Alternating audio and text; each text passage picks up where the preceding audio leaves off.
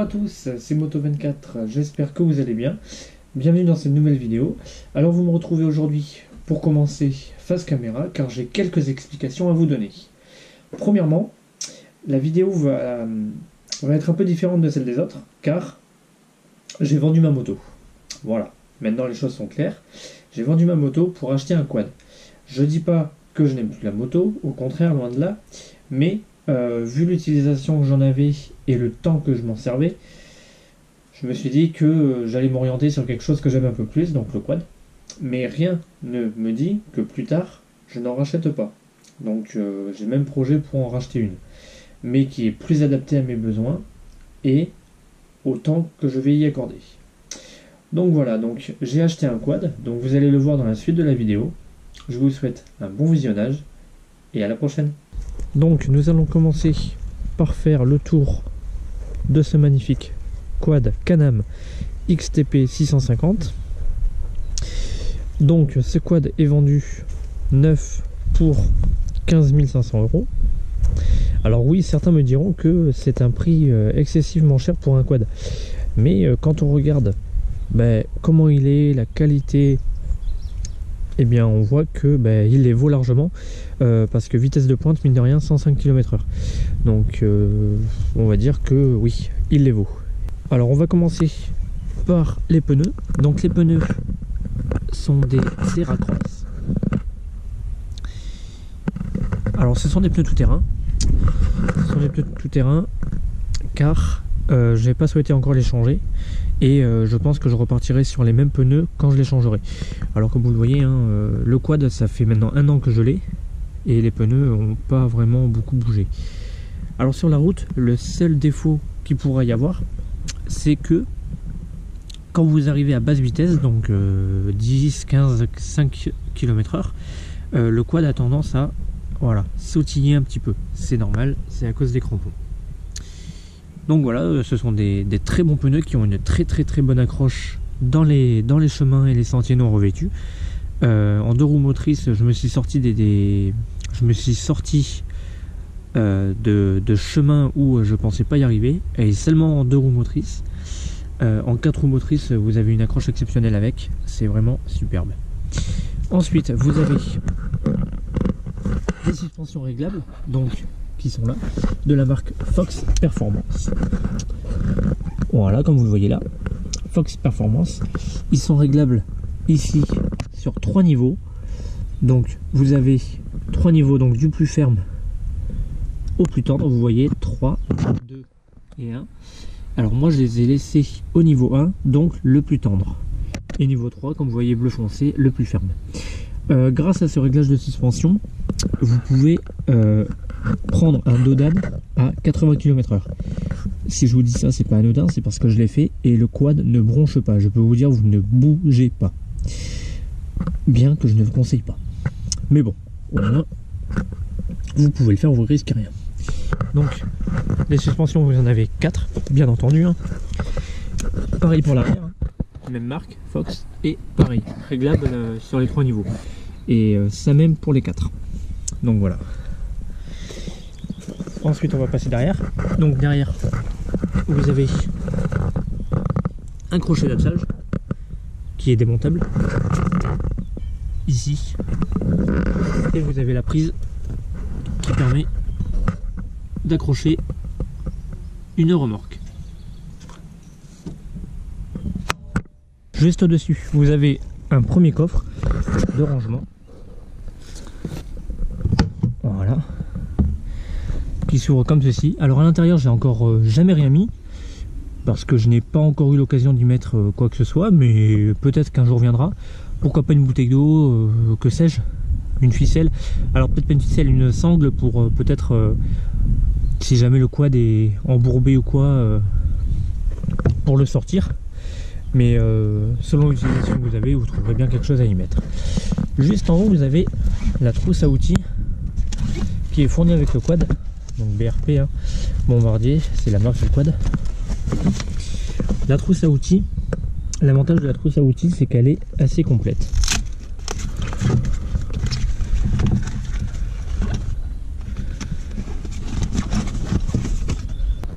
la trousse à outils est assez complète, car comme ça, vous pouvez effectuer différents réglages, ce qui est pas plus mal. Donc voilà. Alors le défaut un peu, c'est que là, le coffre, vous voyez, vous croyez qu'il est fermé, mais non. Vous voyez, il n'est pas fermé. Voilà. Il est juste... il faut vraiment bien taper dessus pour qu'il soit bien fermé. Alors, ensuite, pour ma part, j'ai fait installer un coffre. Il n'y était pas. Le quad est vendu de base sans rien. Moi, j'ai souhaité installer un coffre, car comme ça, je peux y ranger facilement mes affaires. Donc mon manteau, mon casque et mes gants. Ainsi que celui du passager, lorsqu'il y en a un. Donc c'est un coffre, bon, qui coûte quand même son prix, hein, qui est surtout verrouillable. Vous pouvez le verrouiller. Et ça, c'est vraiment pas négligeable, hein. Je vous conseille de le faire. On sait jamais, parce que moi, j'ai mis mes papiers dedans. On sait jamais, c'est vraiment pas négligeable. Verrouillez-le à clé si jamais vous le prenez. Il en existe d'autres types, mais pour moi, celui-là était celui qui me convenait le mieux. Derrière, au-dessus plutôt, et derrière, vous avez la possibilité d'y mettre, alors, je l'ai pas pris, une mini hein, jauge à essence. Elle est en rouge, franchement, elle est vraiment pas belle, c'est pour ça que je l'ai pas prise. Et donc, voilà, j'ai pas souhaité la prendre. Donc maintenant, nous allons passer au siège passager, ainsi qu'au siège conducteur. Donc on va commencer par le siège passager. Comme vous le voyez, bon, le quad n'est pas lavé, hein, m'en voulez pas, hein. Je l'ai utilisé il n'y a pas longtemps, ça se voit. Vous avez de superbes poignées de maintien qui fait que quand vous prenez un virage assez serré, le passager peut bien se tenir et surtout ne bouge pas, quoi. Alors, il y a différentes tailles, larges et courtes. Ça va dépendre du passager que vous avez à l'arrière. Si le passager, on va prendre l'exemple d'un enfant, il se tiendra plutôt là. Un adulte, lui, se tiendra plutôt là. Après, vous pouvez tenir là ou là. Mais personnellement, pour l'avoir été, j'ai été passager 1 ou 2 fois, je me suis toujours tenu ici. Et voire même, je me tenais même pas, j'avais mes mains posées comme ça. Même si c'est pas conseillé. Donc ce qui est bien avec ce siège, c'est qu'il prend bien la forme, comment vous dire, de votre derrière, hein. On va dire ça comme ça. Et vous avez un excellent dossier pour le maintien du dos qui ne bouge vraiment pas. Le siège est vraiment bien fixé et il ne bouge vraiment pas. C'est vraiment une place vraiment top. Vous pouvez faire des heures et des heures de quad, vous pouvez enquiller des kilomètres, vous ne serez jamais mal à l'aise. Pour le démonter, vous pouvez le démonter de cette façon là, avec le petit loquet qui se trouve ici là. Voilà. Vous tirez sur la languette. Voilà. Là il est déverrouillé. Et pour l'enlever, vous appuyez dessus. Alors à une main, c'est vraiment pas facile. Mais en fait, vous appuyez et vous levez. Et il s'enlèvera. Personnellement, je vais le laisser. Et pour le refixer, clac, vous remettez ça. Et voilà, votre siège est fixé. Il se démonte en même pas 30 secondes. Donc c'est vraiment top. Alors tant que je suis de ce côté, qu'est-ce que je peux vous montrer? La jauge à essence qui se situe là, avec les petites étiquettes inscrivant E10 à mettre dedans. Donc c'est pas du gasoil, hein, c'est de l'essence. Le constructeur recommande de mettre du samplon 98. Mais personnellement je fais un mélange des deux. Je mets du 95, une fois du 98, 95, 98. Donc voilà. Ça n'abîme pas le moteur pour autant. Ce qui est dommage, c'est que à chaque fois que vous allez faire le plein, il y a la poignée qui va vous déranger pour mettre le pistolet à essence. C'est quelque chose qui est pas très bien fait, je trouve.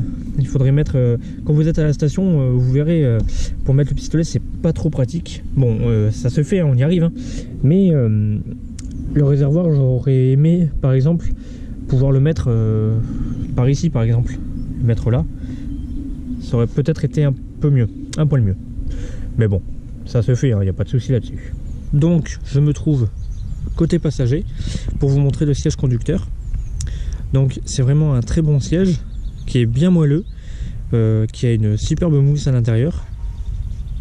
Comme je vous avais pris l'exemple tout à l'heure du Dodan à 80 km/h, le siège fait bien son effet, vous ne bougez pas, vous vous enfoncez bien dedans, c'est très agréable. Il est assez fin sur le côté et il s'élargit à l'arrière, comme vous pouvez le voir. Alors, tant qu'on est là, je vous propose de passer au poste de pilotage pour pouvoir vous montrer les différents commodos qu'il y a, les différentes options et les différentes commandes à quoi elles servent. Nous allons commencer par le commodo de gauche. Donc ici vous avez le passage de phare en plein phare, comme ceci. À côté vous avez le coupe-circuit. Au-dessus vous avez les warnings. Hop. Et là, comme vous le voyez, ça s'active ici. Voilà. Par contre, quand vous avez les... là j'ai pas les gants, mais quand vous avez les gants, pour le relever, c'est assez pas dur, mais c'est assez dur, on va dire ça comme ça. Donc dessous vous avez les clignotants, gauche, droite. Voilà. Vous avez le klaxon, voilà, qui fonctionne très bien. Et le démarreur, c'est un démarreur électrique. Ensuite vous avez, bon ça c'est mon support pour mon GPS TomTom, TomTom Rider 550, qui me permet justement d'effectuer des randonnées ou des petits trajets sur des routes et des chemins non revêtus, donc du off-road pour faire simple, ce qui est très très bien.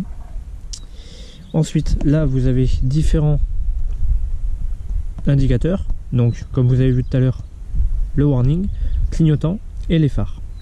Alors en fait, je vais vous expliquer ça avec la clé.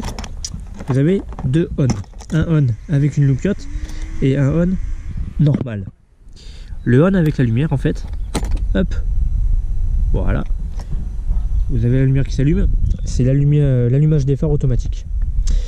Et si vous tournez la clé, encore sur le deuxième on au fond, ça coupe les phares. Il me semble qu'on est obligé de rouler avec les phares allumés, qu'on soit de jour comme de nuit. De nuit c'est préférable, hein. Mais bon, en pleine journée, je me demande si c'est vraiment utile. Bref, vous avez les deux options. Donc on va le laisser là-dessus. Voilà. Ça, c'est mon support quad-lock pour mon téléphone. Levier, bien sûr. Commodo de droite. Alors, vous avez ces deux symboles qui, si vous l'avez deviné, sont le passage de 2 roues à 4 roues motrices, avec les petits ronds qui sont juste là et là. Voilà. Donc là je suis en 2. Quand je vais appuyer sur celui-là, vous allez entendre un petit bruit. Voilà. Je ne sais pas si vous l'avez entendu. Je vais essayer de diriger le micro pour que vous puissiez l'entendre un peu mieux.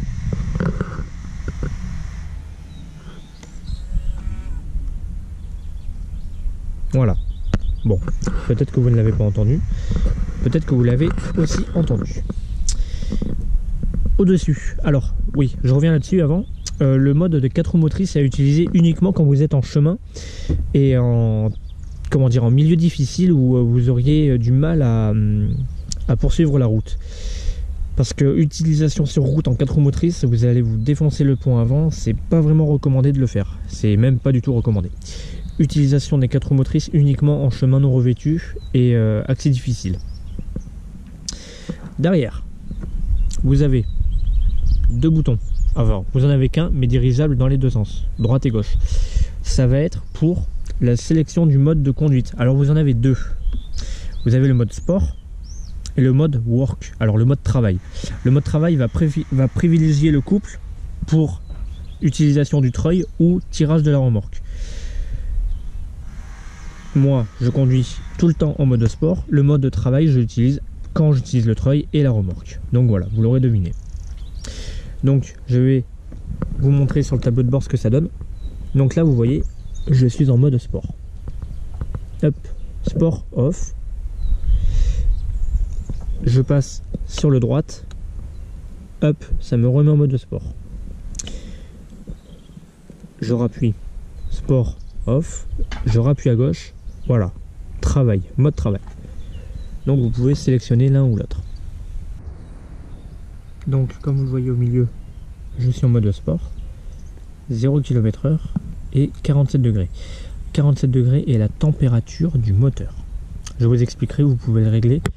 Vous pouvez afficher différents modes via une commande juste en dessous. Le mode P signifie que je suis en mode parking, à la boîte de vitesse que je vous montrerai juste après.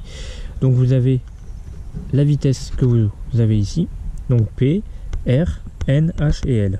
Je vous expliquerai tout ça après. Et à droite, vous avez l'heure, ainsi que la jauge de température moteur. Donc voilà, l'écran est un écran luminosité orange, ce qui dans la nuit rend très joli.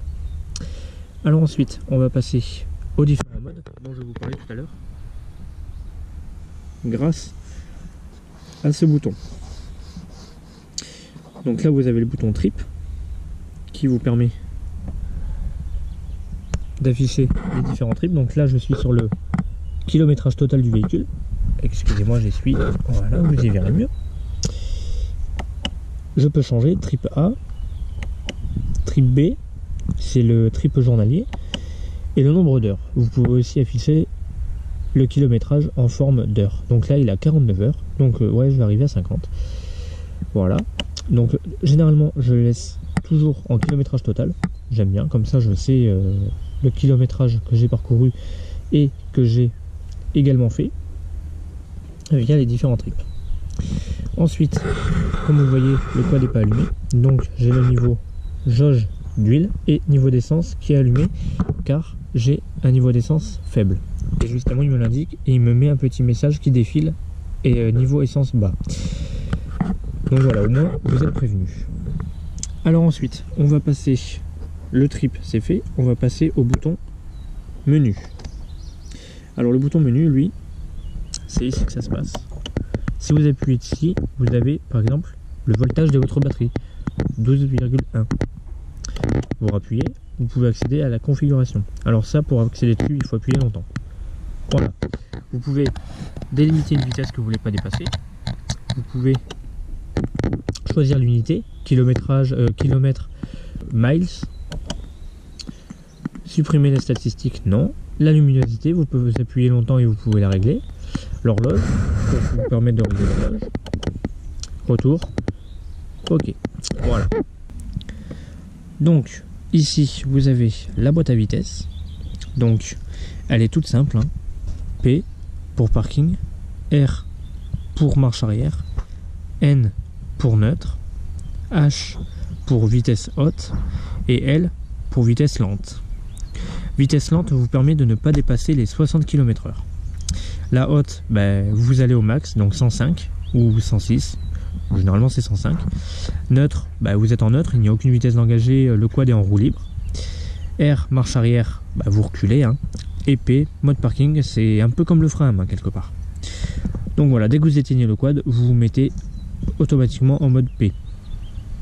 Ou alors vous pouvez rester sur une vitesse, mais quand vous, admettons vous restez sur le mode R, donc marche arrière, vous éteignez. Pour le rallumer, vous serez obligé d'utiliser le frein et de démarrer. Autrement, le quad ne s'allumera pas. Donc voilà. Donc, on va l'allumer pour que je puisse vous faire entendre le son de cette douceur. Voilà. Donc on va afficher par exemple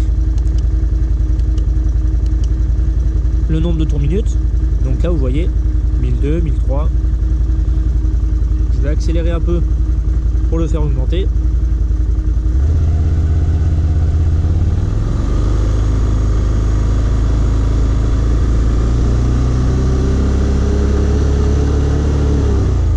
Voilà, vous voyez, ça vous permet de savoir le nombre de tours minutes que vous faites. Pour l'éteindre, j'ai la clé ou alors le coupe-circuit. Ne faites pas comme moi, pensez à le remettre, sinon vous démarrerez pas et vous passerez 10 minutes à chercher pourquoi il démarre pas. Oui, ça m'est arrivé, oui. Alors, on va retourner derrière. pour que je puisse vous faire écouter la sonorité du quad.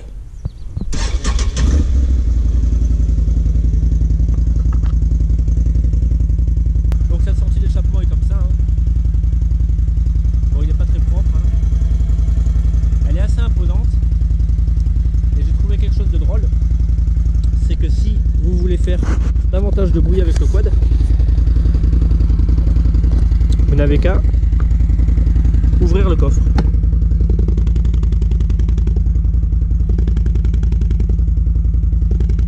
Ouais, je sais.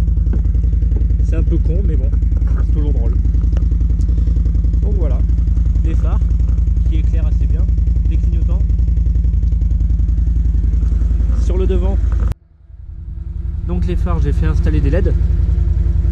Je peux vous dire que la nuit, ça fait une sacrée différence avec les phares normaux. Et le seul ennui qu'il peut y avoir, c'est que juste en phare, en feu de jour, on va dire, on va appeler ça comme ça, les feux de jour, parce que les feux de route sont juste à côté. Les voitures qui vous croisent, comme nous sommes suffisamment haut, on arrive presque à hauteur de pare-brise d'une voiture, ce qui fait que les voitures pensent que nous sommes en plein phare et on se fait prendre des appels de phare en permanence, juste à cause de ça. C'est bien dommage, mais bon, c'est pas bien grave. Donc voilà, dessous le rappel de clignotant pour les clignotants, des petits feux sympas aussi à LED, le treuil, de l'autre côté exactement la même chose. Donc voilà, donc c'est vraiment un quad qui est très agréable à utiliser au quotidien. Vous pouvez enquiller des kilomètres et des kilomètres sans être fatigué.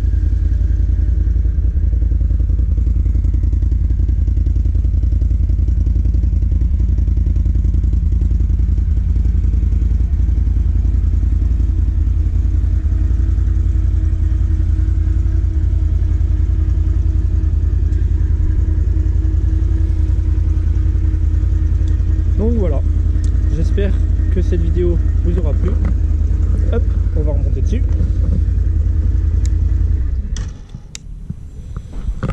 Donc voilà, j'espère que cette vidéo vous aura plu. N'hésitez pas à lâcher un like, à mettre un commentaire et à vous abonner si ça n'est pas déjà fait. Moi, je vous dis à la prochaine dans une nouvelle vidéo qui sera sûrement une sortie avec le quad en randonnée. Et je vous ferai partager tout ça. Voilà. Allez, à la prochaine. Salut!